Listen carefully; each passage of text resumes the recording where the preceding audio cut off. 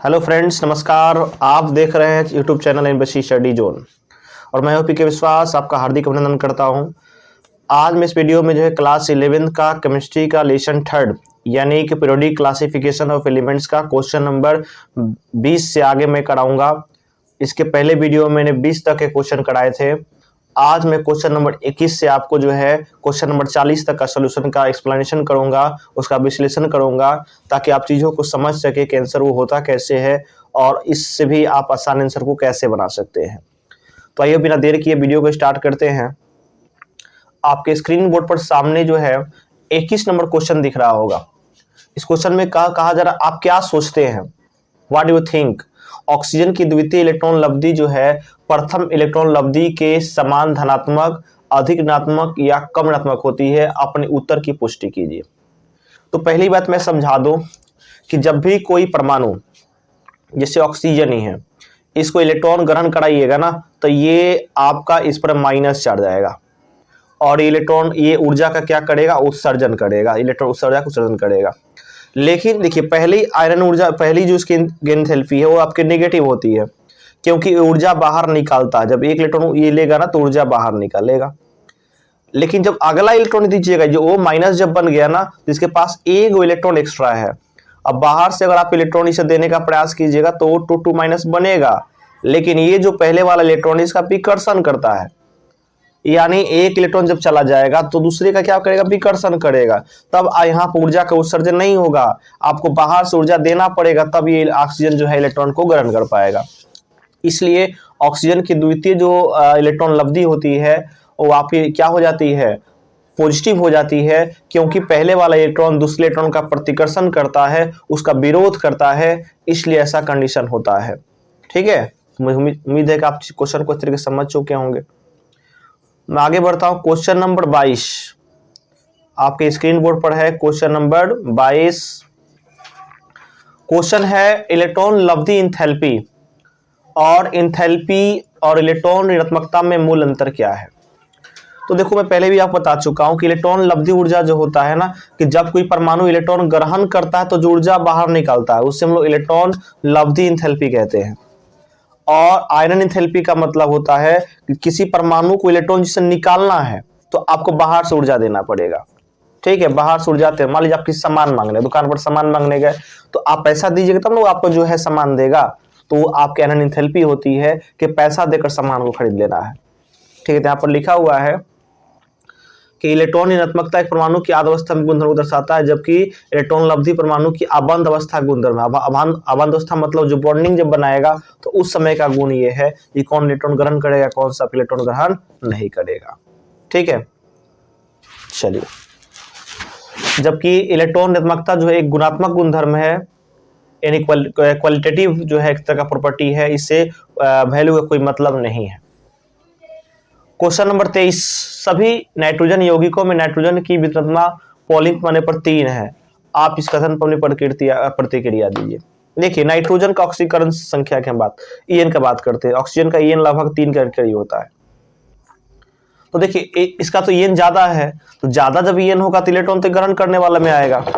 लेकिन जरूरी नहीं है कि हर समय इलेक्ट्रॉन आपके नाइट्रोजन इलेक्ट्रॉन ग्रहण करेंगे ही। इनके साथ ऑक्सीजन को लगा दीजिए, तुरंत इलेक्ट्रॉन देना पड़ेगा ऑक्सीजन को। ऑक्सीजन क्या है, अधिक इलेक्ट्रॉन नेगेटिव है। ठीक है, तो नाइट्रोजन का इलेक्ट्रॉन नेगेटिविटी 3 है, लेकिन दिए हुए तत्वों की वितरणता इसकी स्थिर नहीं हो सकती है, कहीं पॉजिटिव भी शो कर देगा। ठीक है, तो ये डिपेंड करता है कि नाइट्रोजन को किस तत्वों के साथ आपने बांधा है, उस बात पर ही निर्भर करेगा। ठीक है, तो ये बात इसमें लिखा हुआ भी है, आप चीजों को समझ लेंगे पढ़कर। आप लैंग्वेज आसानी बना सकते हैं। मैं आपको फिर से एक बार एक्सप्लेन कर देता हूं कि नाइट्रोजन का ईएन 3.0 है, लेकिन यह स्थिर नहीं है, यह अन्य तत्वों के साथ ये डिपेंड करता है कि किस तत्वों के साथ ये बॉन्ड बनाता है। अगर अधिक ईएन वाले के साथ बॉन्ड बनाएगा तो ये पॉजिटिव शो करेगा, और कम ईएन के साथ बनाएगा तो ये निगेटिव शो करेगा। इस बात का भी ध्यान रखना है। अगला प्रश्न है 24 नंबर स्क्रीन बोर्ड पर। प्रश्न है, इस सिद्धांत का वर्णन कीजिए जो परमाणु त्रिज्या संबंधित होता है। कौन सिद्धांत है भाई?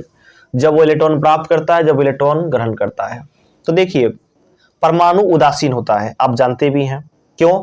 क्योंकि परमाणु के पास जितने इलेक्ट्रॉन्स उतने ही प्रोटॉन्स होते हैं। और बात जब आ रही है कि इनके नेगेटिव और पॉजिटिव होने का, तो जब इलेक्ट्रॉन जब किसी से प्राप्त करेगा तो इलेक्ट्रॉन को पता है ऑटोमेटिक नेगेटिव होता है, तो परमाणु भी क्या हो जाएगा? नेगेटिव हो जाएगा। तो जब कोई परमाणु इलेक्ट्रॉन ग्रहण करेगा तो ऋण आवेशित हो जाता है, क्योंकि इलेक्ट्रॉन की संख्या बढ़ जाती है। और ऋण आवेश की जो त्रिज्या होती है वो आपकी उदासीन परमाणु से क्या होती है? बड़ा होता है। ठीक है, क्योंकि देखिए कहने का मतलब, जैसे मैं समझाता हूँ आपको, इसे नाइट्रोजन के पास लास्ट में 7 होता है ना, और क्लोरीन के पास 3 4 5 6 7 मान लीजिए। अब ये जब ग्रहण जब करेगा तो 8 हो जाएगा इसका, तो ये आपस में ही प्रतिकर्षण करने लगेगा, तो न्यूक्लियस साहब का प्रभाव इन पर क्या कमजोर पड़ जाएगा, तो आकार क्या हो जाएगा? बड़ा हो जाएगा। ठीक है, तो ऋण आवेश का आकार उदासीन परमाणु से क्या होता है? बड़ा होता है। धन आवेश कैसे बनेगा? धन आवेश बनेगा जब कोई परमाणु इलेक्ट्रॉन त्याग करेगा, धन आवेश बनेगा, उसका आकार उदासीन परमाणु से क्या हो जाता है? कम हो जाता है। ठीक है, इसमें कक्षों की संख्या भी घट जाएगी, इलेक्ट्रॉन्स भी कम हो जाएंगे बाहरी कक्ष में, नाभिकीय आवेश तो ही रहेगा लेकिन प्रभाव उसका क्या रहेगा। लेकिन जब देखिए मान लीजिए सोडियम है तो 2 8 1 2 8 1 1 लास्ट में है ना, अब इसी को भगा दीजिए, इसको हटाइए तो दुए को कक्ष बचेगा। जब कक्ष जब छोटा हो गया तो क्या साइज की बात करेंगे? तो when an atom loses the electron it becomes a positively charged particles and the size of the positively charged particle is less than neutral particle। ठीक है, इस बात को आपको ध्यान रखना है। आगे बढ़ता हूं, क्वेश्चन नंबर 25 आपके स्क्रीन बोर्ड पर है।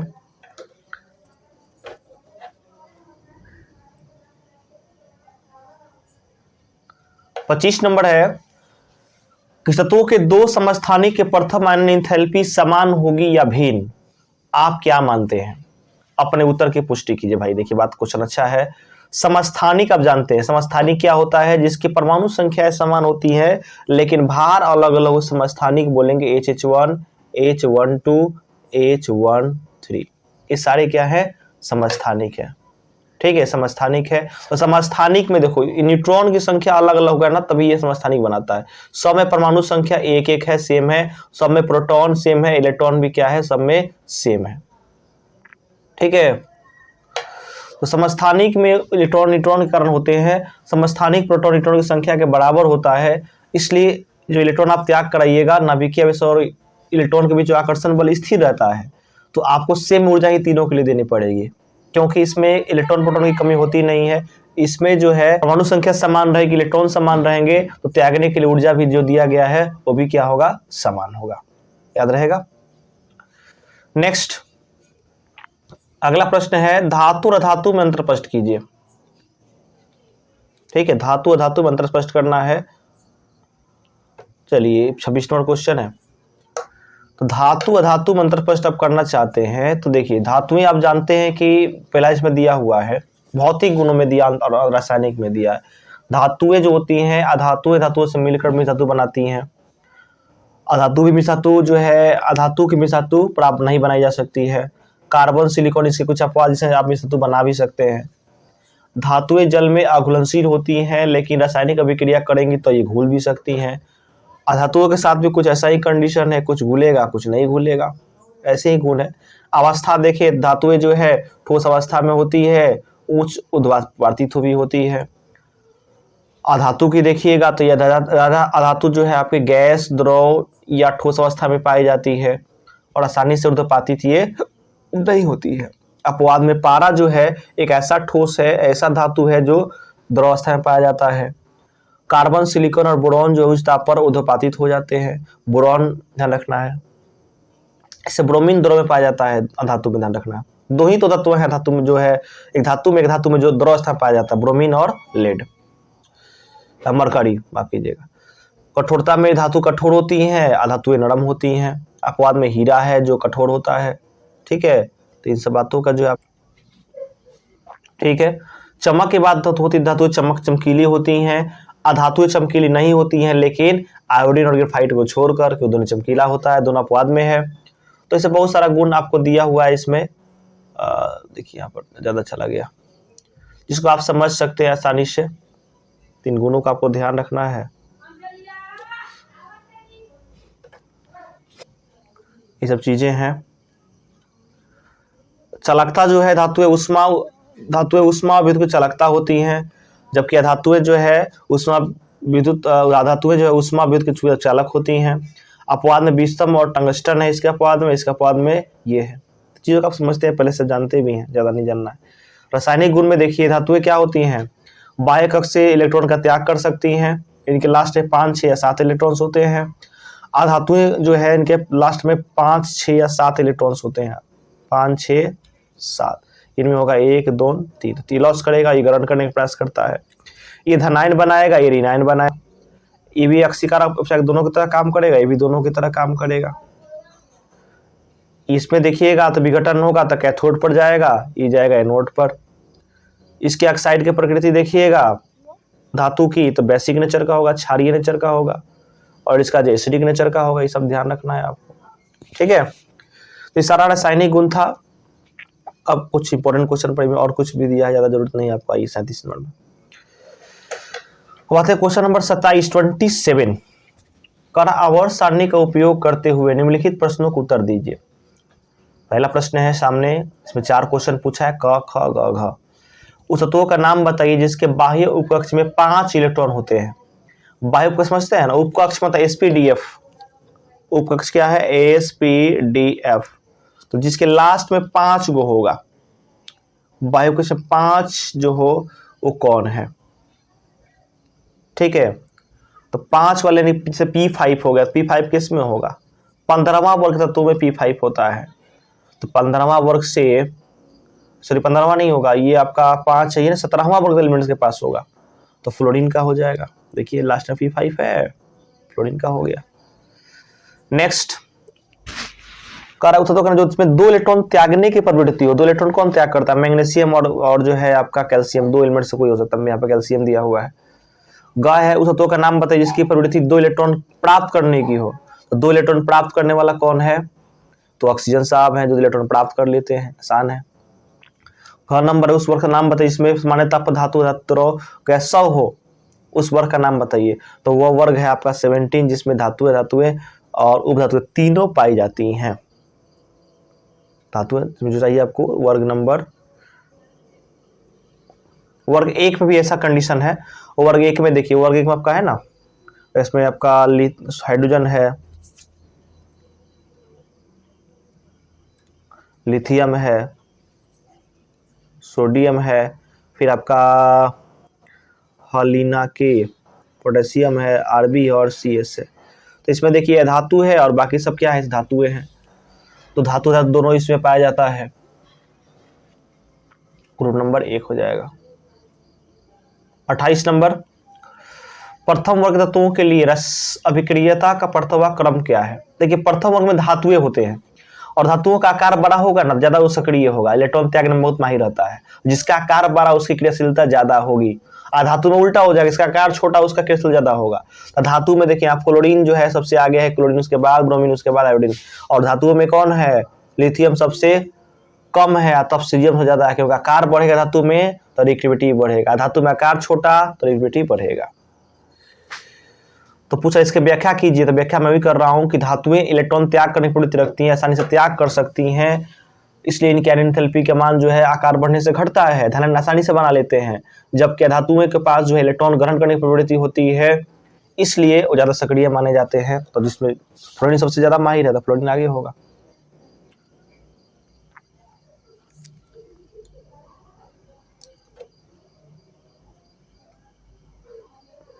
ये सब दिया, अवंत होने की ऊर्जा होती है तो F2 में ऊर्जा कम होती है और इसलिए अधिक क्रियाशील है। इसके अधिक इलेक्ट्रॉन की एंथैल्पी भी होती है फ्लोरीन की, यानी इलेक्ट्रॉन त्याग ज्यादा ऊर्जा उत्सर्जित भी करता है, तो इस कारण से भी सक्रिय ज्यादा है ये। तो ये सब रीजन दिया हुआ है। आइए question number 29, S P D F, S P D F block तत्वों का सामान्य बाह्य इलेक्ट्रॉनिक विन्यास दिया हुआ है। तो S ब्लॉक में क्या होता है, सामान्य S ब्लॉक के लिए होता है NS 1 to 2 होना चाहिए, ठीक है, यानी S में 1 या 2 रहेगा। P वालों के लिए NS2 तो फिक्स है, NS2 तो P वालों के लिए रहेगा, NS2 फिक्स है 2 रहेगा, और N में P में 1 से लेकर आपका जो है 6 तक हो सकता है, ठीक है, 1 से लेकर 6 हो सकता है। उस प्रकार डी के लिए भी देखिएगा तो डी के लिए होगा n-1 और डी में 1 से 10 तक रहेगा, क्योंकि 10 इलेक्ट्रॉन आपके डी में रह सकते हैं। और NS में 0 या 1 हो सकता है, 2 हो सकता है। ए ब्लॉक के लिए n-2 0 से 14 हो सकता है F में, और n-1 डी में 1 से 2 होगा, 1 या 2 होता है, और इस वाले में 2 होगा। तो इसका ये विन्यास याद रख लीजिएगा, सामान्य विन्यास से काम करेगा आपको। क्वेश्चन नंबर 30 देखिए, 30 तो जिसका बाह्य इलेक्ट्रॉनिक विन्यास निम्न दिया हुआ है, इसका आवर्त सारणी में स्थान बताइए। तो देखिए कक्ष की जो संख्या होती है ना, वो उसका आवर्त बताता है, और SPDF में कितना इलेक्ट्रॉन, उससे हम लोग वर्क की पता करते हैं। तो पहला जो एलिमेंट आपको दिख रहा है वो है NS2 NP4, n बराबर 3 कर रहा है, यानी हो गया 3s2। इसका विन्यास अगर लिखिएगा अपने मन से तो 3s2 और 3p4, ठीक है। तो देखिए अंतिम कक्ष 3 है ना, है, इसका मतलब आवर्त इसका 3 है, और लास्ट p में 4 मतलब 14वां वर्ग में ये एलिमेंट्स है। तो वर्ग 14 आवर्त 3, मुझे लग रहा है कि एलिमेंट है आपका सिलिकॉन। 14वां वर्ग में सिलिकॉन भी होता है, 3 आवर्त भी होते हैं। तो ये कुल मिलाकर जो है, माफ कीजिएगा, P में 4 है और S में 2 यानी कि 4 2 6, यानी कि ये 16वां वर्ग का एलिमेंट्स होगा, यानी ऑक्सीजन ये होने के चांसेस बन रहा है, ऑक्सीजन सॉरी सल्फर होने के चांस बन रहा है 16, ठीक है। सल्फर में ही आपका जो है लास्ट में आपका 3s2 और 3p4 आता है। सेकेंड है n-1 D2NS2, जहाँ n बराबर 4 है, तो n बराबर 4 रखिएगा तो हो जाएगा n-1 और D2 और 4s2, तो यानी कि चौथा आवर्त, और D में 2, यानी D में 2 मतलब हो गया, D में 1 होता है तब 21 यानी 22, यानी कुल मिलाकर जो है इसका 22 परमाणु संख्या होगा। आप काउंट कर भी लीजिए, यहाँ पर देखिए 2 4 10 2 12 6 18 2 20 22 है ना, यानी कि टाइटेनियम एलिमेंट है ये 22, ठीक है, जो 4 वर्ग 4 में आता है। 3 में है n-2 F7 n-1 D1NS2, और छठा वर्ग चला गया क्या ली, छठा वर्ग में कौन है, लेंथेनॉइड श्रेणी है। लेंथेनॉइड श्रेणी का ये एलिमेंट कौन है, गैडोलियम है, ध्यान रखना है इससे विन्यास से।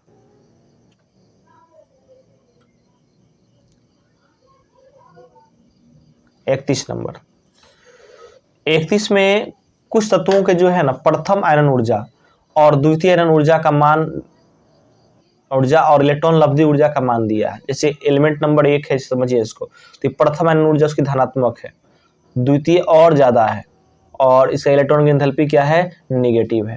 कहेंगे सब 1 2 3 4 5 6 सब कहेंगे अपना वैल्यू दिया हुआ है। देखिए जिसकी आयरन ऊर्जा कम होगी ना वो इलेक्ट्रॉन त्यागने वाला होगा, जिसका ज्यादा होगा ना वो त्यागने वाला नहीं, ग्रहण करने वाला होगा। तो सबसे अगर त्यागने की बात आएगी ना, त्यागने में देखिए सबसे कम किसका है, 419 मुझे दिख रहा है, यानी कि सेकेंड नंबर है त्यागने वाला, सबसे अच्छा है। अब ग्रहण करना सबसे ज्यादा कौन है, सबसे अधिक जिसका हो 5वां है ना, यानी इसको इलेक्ट्रॉन त्याग कराने में जो है ना 4 दिया का तेल जड़ जाएगा, त्याग नहीं करेगा, इतना ज्यादा उसका एंथैल्पी है। तो देखते हैं क्वेश्चन, इस पर आधारित क्वेश्चन नीचे पूछा हुआ है, सबसे कम अभिक्रियाशील धातु, यानी सबका जिसका कम होगा ना, किसका क्या कम होगा, आयरन ऊर्जा वही होगा। सबसे कम देखिए तो किसका है ना, सबसे कम देखिए, सबसे कम क्रियाशील धातु सबसे कम जो है किसका है, सेकेंड वाले का है, ठीक है, सेकेंड नंबर है, सबसे कम इसी का ना है क्रियाशील। तो इसका आंसर जो है कुछ और रूप में दिया हुआ है, यहाँ पर नाम नहीं दिया हुआ है, लेकिन ये वेनेडियम है, ये तो अक्रिय धातु है। सबसे कम क्रियाशील पूछ रहा है ना, तो ठीक है, तो कम वाले में जो है अक्रिय वाला ही, लेकिन इसका वैल्यू से ज्यादा होगा वही होगा, तो 5 नंबर है, यानी भी वेनेडियम है। सबसे अधिक अभिक्रियाशील धातु कौन है, तो पोटेशियम है, बात सही है, पोटेशियम यहाँ से देख लीजिए। सबसे कम वाला वेनेडियम है। सबसे अधिक क्रियाशील अधातु कौन सा है, तो फ्लोरीन है। सबसे कम सक्रिय अधातु कौन है, तो आपका आयोडीन है। कम सक्रिय, अधिक वाला फ्लोरीन होता है। ऐसी धातु का नाम बताइए जो द्विअंगी हैलाइड बनाता हो, तो MgCl2, जिसमें 2 क्लोरीन ब्रोमीन कुछ भी जुड़ सकता है, ध्यान रखना है। एक धातु का नाम बताना जो MX बनाता है यौगिक, तो हो जाएगा लिथियम, ये सब चीज समझना है।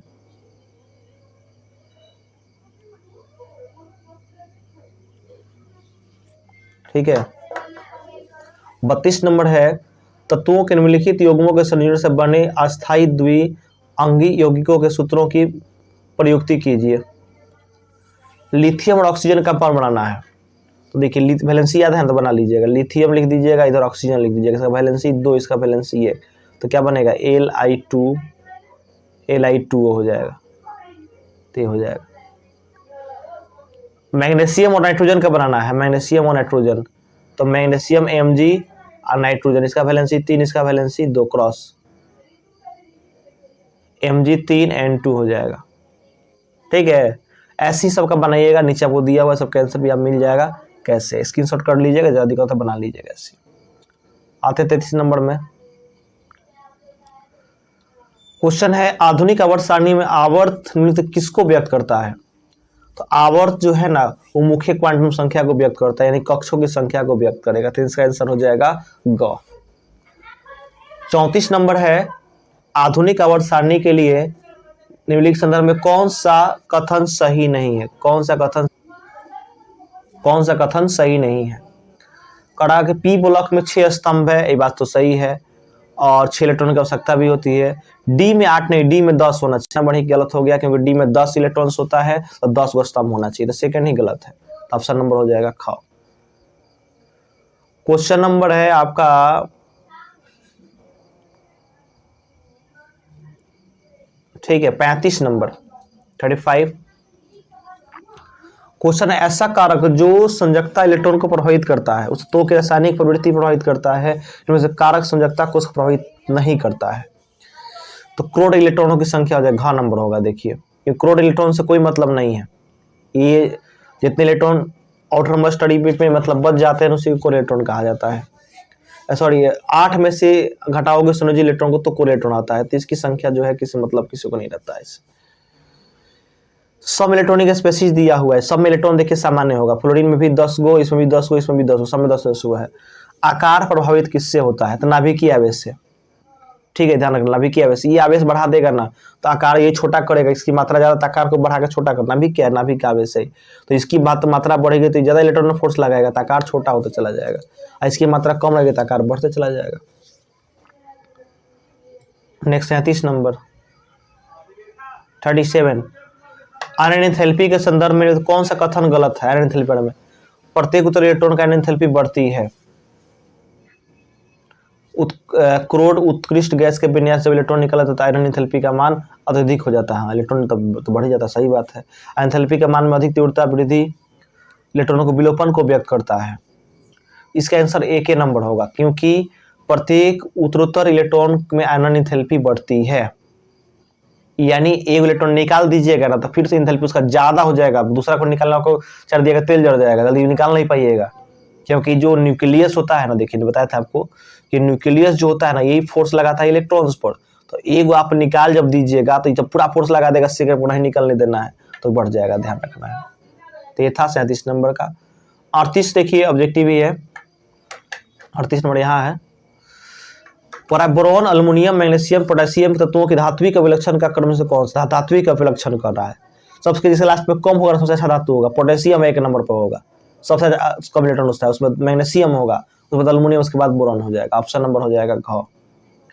पोटेशियम के लास्ट में 1 है तो सबसे अच्छा धातु माना जाएगा, मैग्नीशियम में 2 है तो भी अच्छा माना जाएगा, अल्युमिनियम 3 पर आएगा, बोरॉन आपका 4 पर आएगा। Question 39 boron, carbon, nitrogen, fluorine और सिलिकॉन के लिए अधातु विलक्षण कौन सा क्रम से? अधातु उल्टा चलेगा, धातु अधातु में सबसे पहला जो स्थान इसमें आएगा ना फ्लोरीन का आएगा, 1 नंबर फ्लोरीन है, दूसरा पर बेचारा नाइट्रोजन है, तीसरा पर कार्बन, चौथा पर जो है सिलिकॉन उपधातु में आता है, सिलिकॉन आ जाएगा, अब बोरॉन तो उसके लास्ट में ही आएगा, यही है।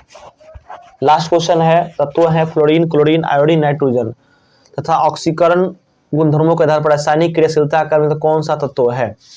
सबसे अधिक कौन होगा? फ्लोरीन, उसके बाद क्लोरीन, उसके बाद ऑक्सीजन, उसके बाद नाइट्रोजन। तो दोस्तों सब बातों को याद रखते रहिएगा।